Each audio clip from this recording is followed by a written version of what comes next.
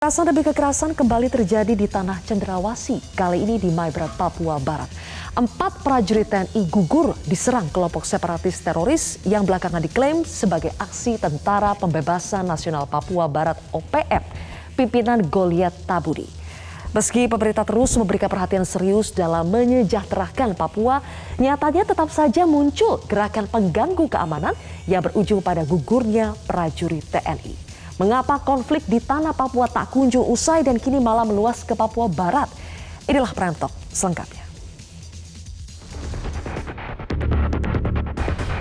Sampaikan kalau dia berani buka media, kita harus hancurkan media. Seakan tak pernah usai dan kini muncul kembali. Kekerasan yang berujung pada gugurnya aparat keamanan terjadi di tanah Cendrawasih, Papua. Kali ini sebanyak 4 prajurit TNI gugur di pos Koramil, Kampung Kisor, distrik Aifat Maibrat, Papua Barat, setelah diserang kelompok separatis teroris pada Kamis pagi 2 September 2021. Gubernur Papua Barat Domingus Mandakan menyatakan aksi kekerasan yang terjadi tidak manusiawi. Pihaknya mendukung TNI dan Polri untuk menangkap para pelaku dan menindak tegas sesuai prosedur hukum. Masyarakat juga diminta proaktif memberikan informasi tentang keberadaan kelompok tersebut. Ini dilakukan bukan kemanusiaan gitu, dilakukan secara manusiawi gitu, dan ini tindakan kekerasan seperti ini, ya mari ya kita mendukung TNI, Polri dalam tugas tanggung jawabnya, sehingga kita harapkan ya mereka pelaku ini ya bisa ditangkap ataupun bisa ditindak tegas sesuai. Tak berselang lama, 2 penyerang pos Koramil Kisor distrik Aifat berhasil ditangkap.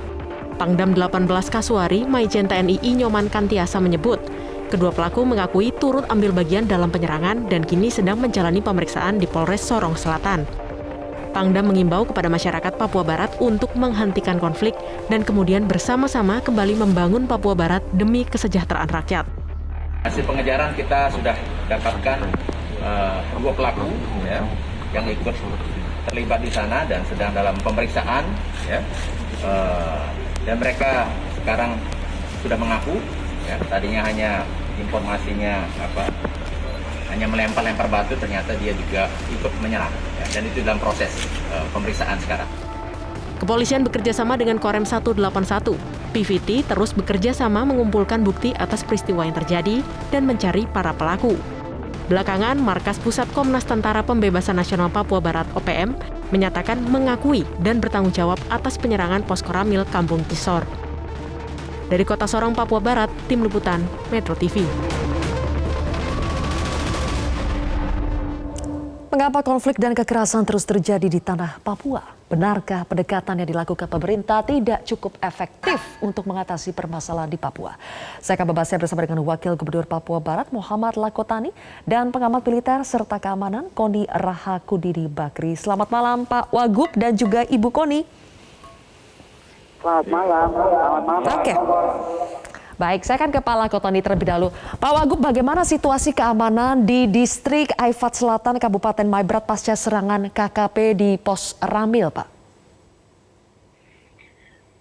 Iya, baik. Jadi setelah kejadian kemarin pagi, saya berkomunikasi dengan beberapa teman, juga dengan Pak Bupati Maibrat, yang datang langsung ke lokasi untuk melihat tempat kejadian perkara dan juga mengajak masyarakat di distrik Aifat Selatan untuk tetap tenang dan mereka yang tidak terafiliasi atau tidak terlibat di dalam kasus penyerangan itu diharapkan untuk tetap tenang, bekerja seperti biasa, dan beliau, Pak Bupati, sudah juga memberikan informasi bahwa situasi di distrik atau di TKP itu sudah berangsur-angsur pulih dan aman begitu. Jadi masyarakat di Aifat Selatan tetap bertahan di rumah mereka masing-masing ya, Pak? Betul, itu informasi yang kami dapatkan seperti itu.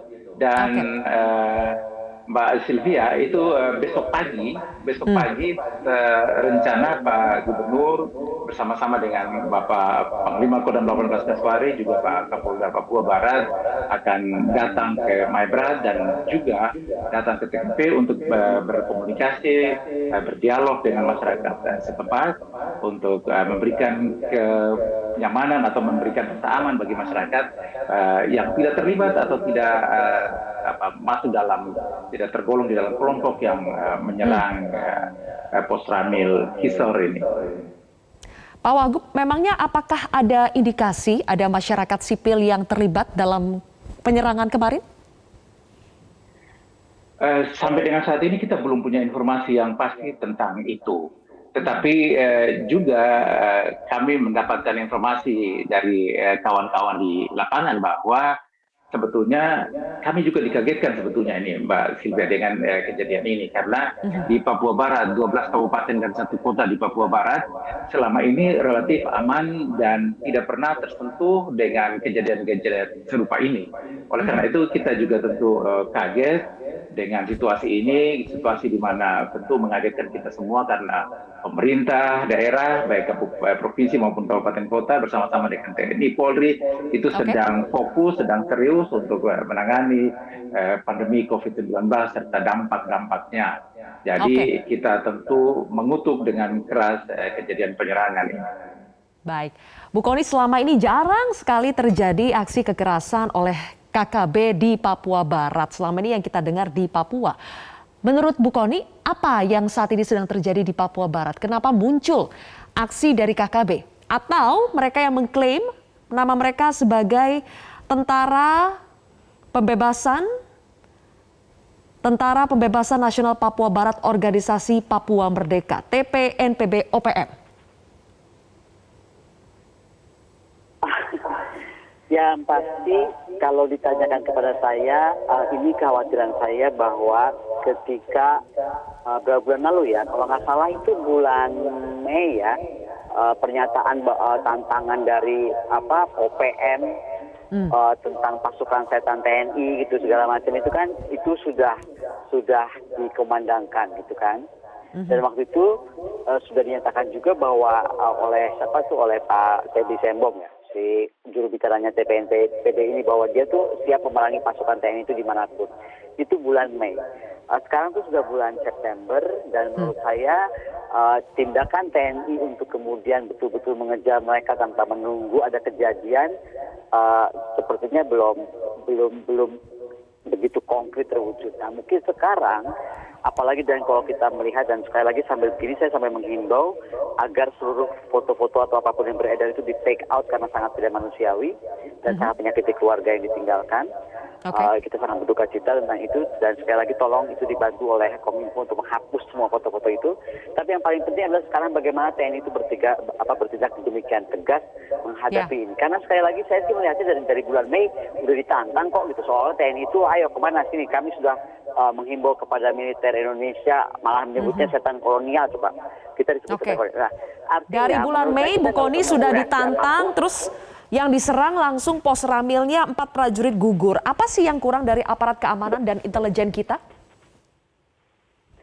Yang pasti menurut saya kita tuh kurang dilengkapi oleh perangkat undang-undang yang membuat TNI itu punya PD lah. Saya nggak akan masuk ke situ terlalu panjang karena bisa satu SKS kita bahas itu. Tapi intinya kita jujur aja lah. TNI itu akhirnya di lapangan serba salah menghadapi ini semua. Kita bersibuk-sibuk mengganti nama, namanya nanti dia teroris bersenjata, nanti bersenjata. Udahlah, pokoknya kita tetapkan aja kalau sudah berniat menyakiti pemerintah Indonesia, keluar dari Republik Indonesia, tidak menyetujui semua kebijakan pemerintah Indonesia, mereka sudah bukan saja aneh, tetapi memang harus dihilangkan, dilenyapkan, dan itu secara total. Sekarang ini dampak radikalisasi besar ya menurut saya, karena ada anggapan bahwa gerilyawan itu suatu hari bisa menduduki suatu negara. Euforia itu terjadi, dan ini kenapa menjadi pertanyaan Mbak Sil tadi, kenapa tiba-tiba Papua Barat muncul? Mungkin saja idenya dari sana, saya kan nggak tahu. Tetapi ini betul-betul memprihatinkan. Dan itu kenapa sebenarnya ada banyak hal yang kita memang mesti lakukan selain tadi.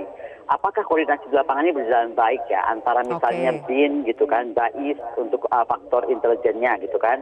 Seperti disampaikan juga oleh Pak Wagub tadi, sampai sekarang misalnya mereka apakah Pak Wagub atau pemerintah setempat sudah betul-betul bisa mendata nih. Jadi kita jangan sampai terjadi seperti Afghanistan yang Taliban, Taliban Afghanistan itu kita nggak bisa tahu.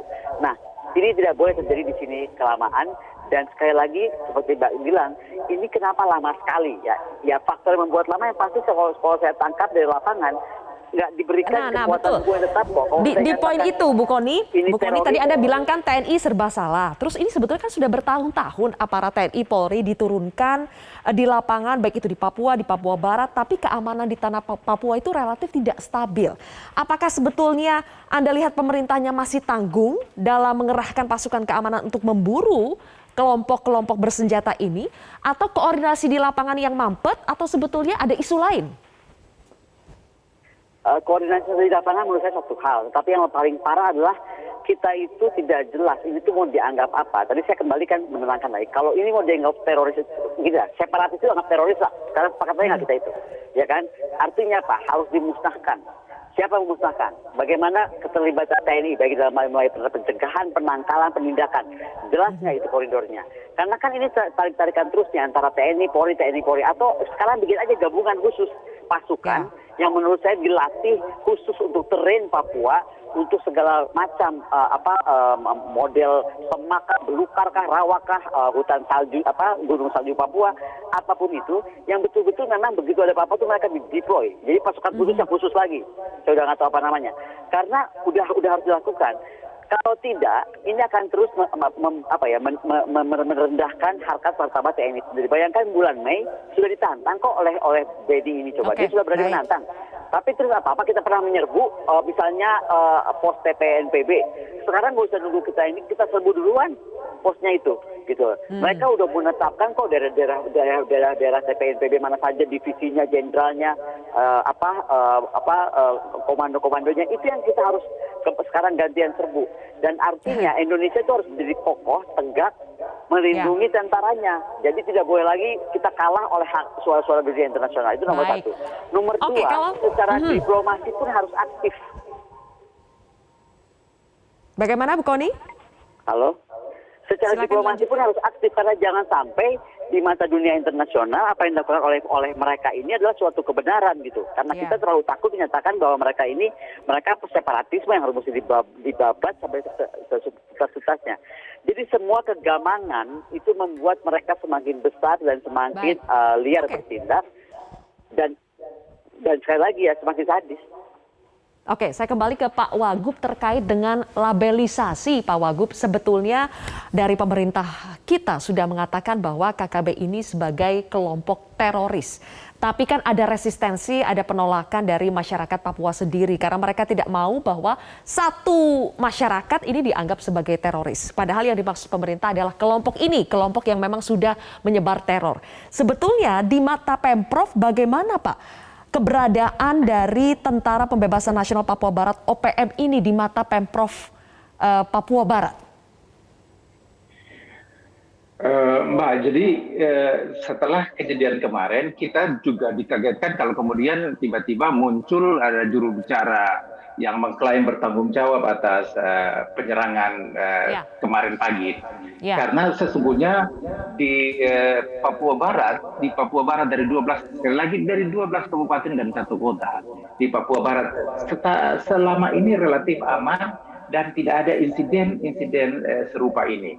Oleh karena itu menurut kami setelah para pelaku ini satu persatu nanti coba oleh aparat TNI dan Polri, kalau sudah didapati kita akan dalami atau aparat dalam hal ini keamanan akan mendalami supaya kemudian kita buka seluas-luasnya dan kemudian supaya mengetahui persis apa masalahnya. Jangan sampai ada pihak-pihak yang oleh Pak Panglima Kodam 18 Kaswari mengatakan jangan sampai ada pihak-pihak yang memanfaatkan ini untuk menjadi panggung begitu, padahal tidak ada hubungannya begitu. Oke, jadi meskipun sudah ada kelompok yang mengklaim mereka bertanggung jawab, Pak Wagub, tapi kita tidak boleh langsung percaya begitu saja ya, karena ditakutkan ada kelompok yang sengaja mendompleng aksi yang terjadi kemarin.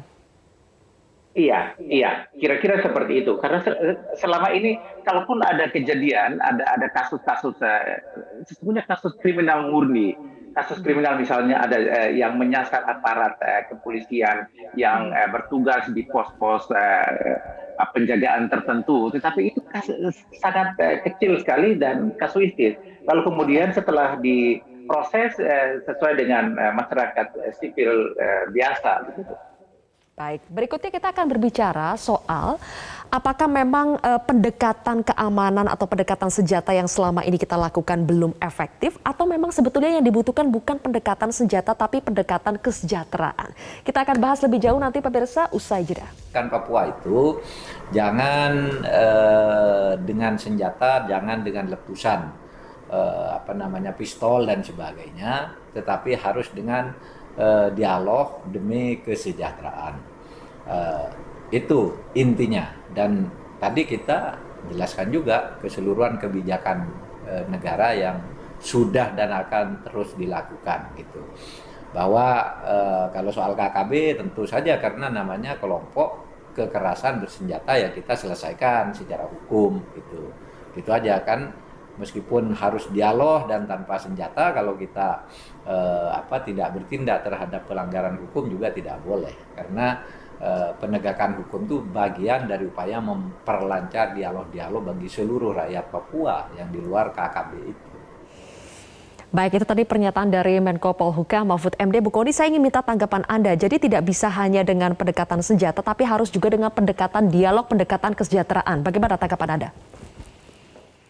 Saya heran kalau sampai ada pernyataan seperti itu ya. Maksud saya begini, apa sekarang kita lihat tidak? Apakah dengan selama pemerintahan Pak Jokowi aja, apa kurang sejahtera Papua? Coba deh. Tapi kan masih terus terjadi gitu. Jadi menurut saya kita juga jangan bersifat banci gitu ya. Maksud saya udah jelas-jelas ini mereka menantang. Sudah jelas-jelas semakin sering serangan terjadi. Sekarang menyebar ke Papua Barat. Yang terakhir coba Jenderal coba ditembak dengan begitu barbarik. Terus mau apa lagi? Masih mau bilang mau damai, mau pakai pendekatan persuasif? Ya nggak bisa gitu. Ini sudah merongrong kehormatan negara dengan aparatnya, jenderal pula sudah diserang, orang sedang tidur lagi diserang, itu udah nggak benar sama sekali secara hukum perang pun udah nggak benar. Jadi udah nggak ada lagi menurut saya pendekatan model tadi. Enggak, sekarang sudah jelas. Sejahtera sudah. Sekarang kita coba balik ke 2015 ya. Pernyataan bahwa perang revolusi total dari Sorong hingga Merauke itu akan terbuka terhadap semua manusia Indonesia di Papua itu dilakukan oleh pimpinan OPM 2015. Saya masih ingat Presiden Jokowi itu langsung menyempatkan diri waktu itu ke Papua, ya kan?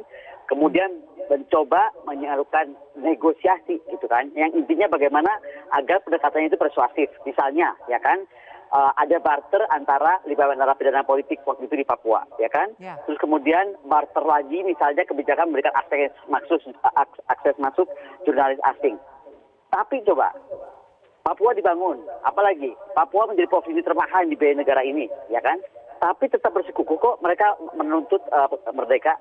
Jadi kalau saya bilang, kalau diikuti terus namanya separatisme tidak dianggap terorisme, ya terus aja akan merongrong gitu. Dan kita akan menjawab pertanyaan Basir dari awal, kenapa sih lama sekali? Karena tadi tidak pernah dikasih garis tegas bahwa sekarang sudah saatnya TNI turun, tuntaskan, bereskan. Jangan tunggu lakukan sesuatu baru kita panik, ada apa nih, di mana coba kejar, tangkap lagi. Enggak, serbu aja langsung pusat-pusatnya. Mereka sudah punya daerah-daerah komando masing-masing, hajar aja daerah komandonya semua. Inilah saatnya kita menuntut Bais BIM itu membuktikan coba pencegahan penangkalan seperti apa, lalu kemudian data-data yang dapat diberikan secara intelijen untuk TNI bergeraklah, dan TNI tidak bisa ditahan. Saya bicara dalam nama TNI ya, tidak bisa dalam nama Polri. Jadi maksud saya kalau memang TNI itu dianggap sebagai penegak kedaulatan rakyat Indonesia, ya sudah TNI-nya juga dilengkapi dengan sebuah kekuatan hukum yang tidak membuat kaki TNI satu ditahan, yang satu disuruh maju. Ini yang menjadi semuanya berkepanjangan kalau menurut saya. Oke, jadi kita juga harus tegas, kita mau pakai pendekatan apa untuk menumpas KKB ini, mau pakai pendekatan... Karena kalau kebijakannya hukum, beda sekali. Maaf saya potong ya. Kalau pendekatan hukum itu terjadi dulu sesuatu, baru ditindak. Baik. Nggak bisa kita menyerbu gitu, misalnya tadi pos tadi atas nama kedaulatan negara karena hari ini gerakan separatis yang telah merongrong gitu kan, nggak bisa. Tapi kalau atas nama ini sebuah gerakan separatis atau terorisme yang harus dihajar, ya kita tugasnya adalah menghajar duluan gitu loh. Kalau penegakan hukum terus, kita harus menunggu semua korban jatuh terus, baru mencari kemana sumbernya mereka, di mana dilakukan ini dan bagaimana dan siapa. Ya itu pendekatannya hukum, karena hukum itu terjadi dulu baru dicari buktinya. Ini nggak bisa begitu pendekatannya, nggak akan selesai-selesai Papua kalau begini caranya. Baik, saya ingin minta tanggapan dari Pak Lakotani. Pak Lakotani, apakah memang betul Anda sepakat seperti kata Bu Kony, kita harus tegas dalam penegakan hukum, atau memang ada pendekatan kesejahteraan juga yang harus dilakukan oleh pemerintah provinsi tentunya? Tentu dalam kasus ini kami mendukung penegakan hukum secara tegas, terukur sesuai dengan SOP di dalam rangka penegakan hukum. Tetapi juga di sisi lain pendekatan kesejahteraan itu menjadi bagian yang tidak terpisahkan. Dan itu saya kira selama ini sudah kita sudah lakukan dan terus akan kita lakukan. Oleh karena itu, jika kita merunut ke belakang di Papua Barat beberapa saat yang lalu ada insiden juga terjadi penembakan terhadap Pak Kapolres di Maibrat. Lalu pendekatan yang coba kita lakukan adalah berdialog, mengajak mereka apa yang mereka mau, lalu kemudian coba difasilitasi. Pak Kapolda misalnya kemudian mengajak Pak Gubernur untuk bersama-sama, kemudian mengajak kelompok-kelompok ini untuk berdiskusi, berdialog. Kira-kira apa yang harus dilakukan oleh pemerintah supaya mereka bisa kembali bersama-sama dengan saudara-saudaranya, keluarganya yang ada di distrik, di kampung-kampung yang ada di situ. Dialog itu, Mbak? Dialog itu kemudian menghasilkan bahwa ada permintaan-permintaan tertentu, ada fasilitas infrastruktur dasar, kemudian perumahan, yang itu kemudian tentu tidak bisa serta-merta dibangun, tetapi secara bertahap itu akan kita penuhi begitu.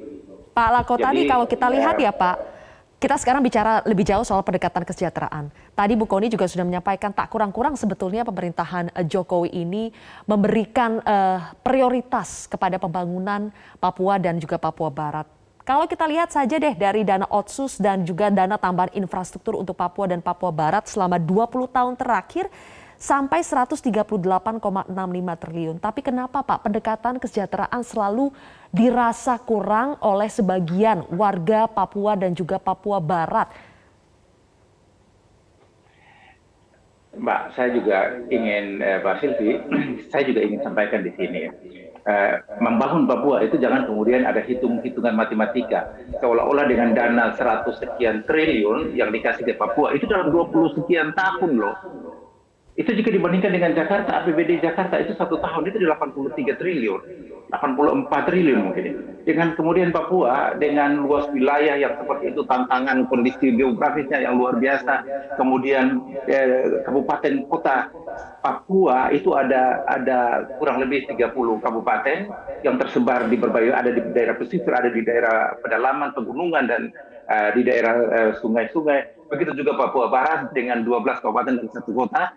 Ini semua yang dibiayai dari situ. Jadi jangan sampai kemudian terus-menerus kemudian kita berhitung-hitung dalam membangun Papua ini. Saya ingin supaya kita jangan terus-menerus kemudian ada hitungan matematika di dalam melihat Papua. Tetapi bahwa kebijakan atau apa yang harus dilakukan oleh pemerintah itu sudah dilakukan dan terus masih ada saja kurang sana, ada kekurangan di sana, ada kekurangan di sini. Itu yang terus akan kita coba untuk benahi dan terus berkomunikasi dengan saudara-saudara kita, masyarakat kita, bagi yang terafiliasi dengan kelompok-kelompok kekerasan seperti yang kemudian melakukan kekerasan pada pagi hari kemarin, maupun kelompok-kelompok yang selama ini berseberangan dengan pemerintah. Itu kita ajak untuk berdialog, berdiskusi ya begitu. Baik, terima kasih Wakil Gubernur Papua Barat Pak Muhammad Lakotani dan juga pengamat militer keamanan Ibu Kony Rahakundini Bakri telah bergabung bersama kami dalam Dialog Prime Talk hari ini.